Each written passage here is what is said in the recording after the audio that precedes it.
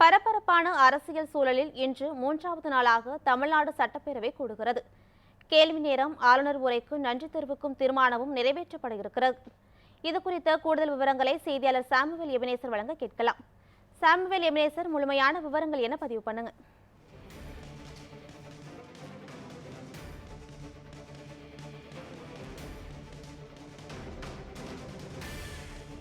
பிரியா, இன்றைய தினம் மூன்றாவது நாளாக சட்டப்பேரவையானது கூட இருக்கிறது. குறிப்பாக இந்த பரபரப்பான சூழலில் இன்றைய தினம் கூடப்படுகிற இந்த சட்டப்பேரவை கூட்டமானது பெரும் முக்கியத்துவம் வாய்ந்ததாக கருதப்படுகிறது. ஏனென்றால் முதல் சட்டப்பேரவை கூட்டத்தின் போது ஆளுநர் உரை வழங்காமலேயே அதாவது தேசிய கீதத்தை புறக்கணித்ததாக கூறி அவர் வெளிநடப்பு செய்திருந்தார். இதைத் தொடர்ந்து நேற்றைய தினம் மறைந்த பிரதமர் மன்மோகன் சிங் மற்றும் ஈரோடு கிழக்கு சட்டமன்ற உறுப்பினர் EVKS இளங்கோவன் ஆகியோருடைய மறைவுக்கு இன்று சட்டப்பேரவையில் நேற்றைய தினம் இரங்கல் தீர்மானமானது நிறைவேற்றப்பட்டிருந்தது.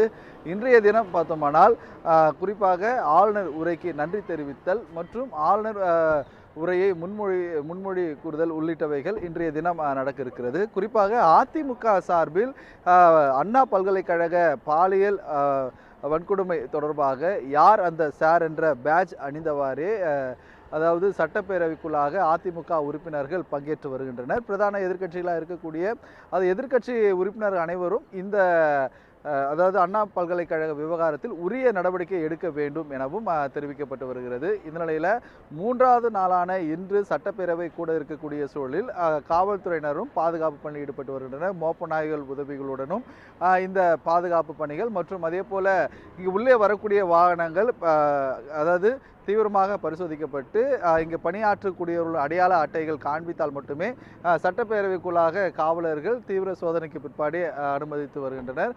சரியாக இன்றைய தினம் 9:30 மணி அளவில் இந்த சட்டப்பேரவையானது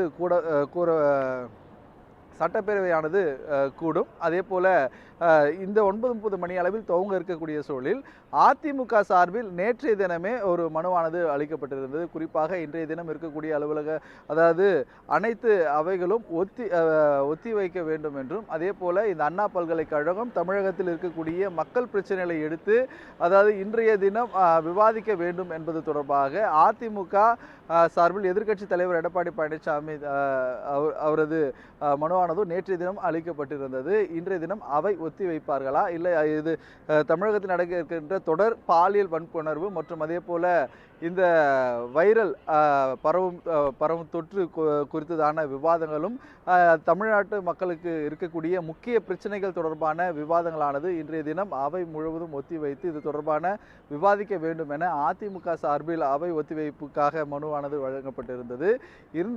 இருக்கக்கூடிய இந்த சூழ்நிலையில் இன்றைய தினம் சட்டப்பேரவை எந்த அதாவது பரபரப்பாக இன்றைய தினம் காணப்படும் எனவும் எதிர்பார்க்கப்பட்டு வருகிறது. ஏனென்றால் இன்றைய தினம் ஆளுநர் உரைக்கு நன்றி தெரிவிக்க கோருதலும் பிற்பாடு இன்றைய தினம் ஏதாவது